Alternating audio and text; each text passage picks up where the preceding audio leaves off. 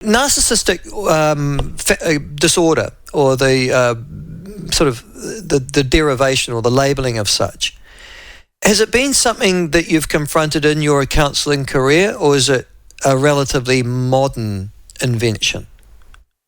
The use of the terms have become much more frequent with social media, particularly in the last few years. But like many aspects of therapy, it's filtered through people's family systems, through their work situations, through trauma. So it's always been around, but social media has been encouraging people to self-diagnose the narcissists in their life, very much so in the last couple of years, which can have positives and negatives. Yes, because I'm just thinking that if you don't like somebody, you just call them a narcissist, or you believe that they might be a bit selfish or self-indulged. But they're not really. It's just that I'm using it as a form of pejorative abuse, am I? Yeah, one of my favourite sayings is not all assholes are narcissists. Some of them are just assholes. Why would places like politics, managerial positions, whether in the public or the private sector, cryptocurrencies, why would professions like that welcome narcissists to a greater degree than elsewhere? I think it comes down to confidence. If you're very extroverted, you've got a good sales pitch, and you believe your own story, you're going to be more likely to be able to convince people of that. And so you're going to naturally gravitate a series of people or a group of people who have those personality traits anyway. And social media and the way we market ourselves these days really highlights that. Yeah, it is, because social media is all about, in actual fact, putting yourself out there, isn't it, in the best possible light. But given that, are men more likely to be narcissistic than women, or vice versa? According to the Cleveland Clinic, the general numbers in the population, these are US figures, so they'd be similar here, are between 0.5 and 5% of the population. So it's quite a small number compared to what's out there, the impression that we're being given that there's one round every corner. Yeah. And the Cleveland Clinic also say between 50 and 75% of cases affect men. Now, they are probably talking about people who've been actually diagnosed. So narcissistic personality disorder has to be diagnosed by a psychiatrist or a clinical psychologist. And that is the extreme end of the trait. So what sort of characteristics would I have if I had narcissistic personality disorder? Well, the DSM, which is the Diagnostic Manual for Psychiatrists, says, I'll quote it, a pervasive pattern of grandiosity in fantasy or behaviour, a constant need for admiration, and a lack of empathy, beginning by early adulthood and present in a variety of contexts, as indicated by the presence of at least 5 of the following 9, and there's a list of 9. So grandiosity, I take grandiosity to mean I'm telling you how wonderful I am on a regular basis, but it might not necessarily be true. A need for admiration, I'm always looking for somebody to tell me how wonderful I am, and I lack empathy. So, you're in trouble? Okay, that's unfortunate, move on. Is that what a narcissist is? Probably not. That's unfortunate. Probably moving on without even recognising that someone else could be suffering. Oh, right. Yeah. Okay. Yeah. So, given that I lack empathy, I'm grandiose, so one would assume that that's a fairly obvious trait, and that I need an awful lot of self-attention, and I've just described every actor or actress I've ever met. Can I just say, why are so many of those who gravitate into politics, why can't people pick those people up?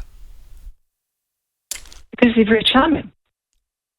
And we can't forget the other that's the end of me then. Type. One of the other types. I'm clearly not a narcissist. Clearly not. Okay, carry on. Sorry. Everyone has narcissistic traits. I just want to remind you of that too. So low level is someone wanting to put themselves first and not consider others because they've got a need that really wants to get met, and they push other people's needs out of the way. All of us want to do that from time to time. And then at the other end of the extreme are the people who've been diagnosed. And there's a big spectrum between those two types of people. And we also have covert or vulnerable narcissism, which is not as known and not as well understood. And those kinds of people don't trumpet their own trumpet. They are not constantly overtly looking for attention. They do it in much more subtle ways. You get more behaviours that some people would describe as passive-aggressive, where they will indirectly ask for what they want or punish you for not reading their mind or talk about you behind your back. Those kinds of people also exist. Right, so I hesitate to do this, but I'm about to go, and that's because I lack empathy and I'm not very charming. But here we go. So men would tend to exhibit narcissism possibly in more overt ways, would they, by being, I don't know, psychological violence or some sort of physical dominance of a partner. So I'm just thinking about in a relationship. But what are you suggesting, that women, if they're not like that, would tend to be more passive-aggressive? They'd tell their friends what a dreadful person you are and generally sulk and things like that? Yeah, stonewalling is probably more common. What's stonewalling? That's when you intentionally ignore someone even when they're trying to communicate with you. And ignore them as if they're not there. You just described my wife.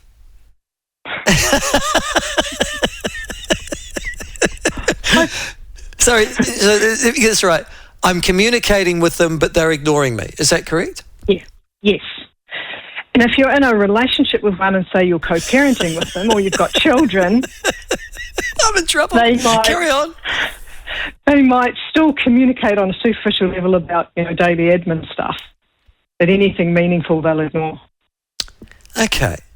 Now, the other thing that's fascinating, though, is that narcissism is receiving so much attention. You've said because social media are portraying this, and what? A lot of people are identifying themselves as narcissistic, or in the same way that so many people diagnose themselves as depressed, or because other people are saying, oh, I don't like that person, they must be a narcissist. Narcissists, people with true narcissism are very unlikely to recognise it in themselves. They do a lot of projecting. They are way more likely to accuse other people of being narcissistic than recognise it in themselves. Social media will tell you can do a quiz. Oh, is there a quiz you can do to actually, if you are... But would a narcissist honestly answer a quiz? Yes, but in a skewed way, through their own lens. Mark, what's his name? The guy who wrote Subtle Art of Not Giving a Fuck. He's actually got a really good article where he invites people to look at their own behaviours and are you a narcissist? Mike Manson, I think. Oh, yes. And there's tons of them all over the internet. They're probably not scientifically researched. No psychiatrist has probably looked over it and said this is legit.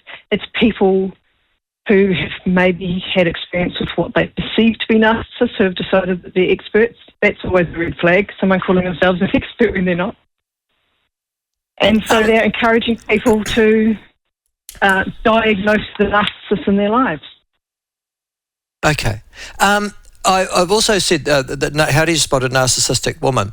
And the research, as I understand, shows that narcissistic women are usually verbally aggressive, can be physically violent towards their partner, but they also use their feminine identity to leverage societal expectations of women as being nurturing and passive. So, for example, they might suggest that they are a good mother or a good wife in a social situation, and that they can then disparage their partner in that situation with people instinctively being sympathetic towards them. Is that correct? It would apply across all genders. The behaviour in public and private is very, very different. Is that what you're talking about when they behave, they're good, the good parent or the good partner or whatever in public, and then behind closed doors it's very different?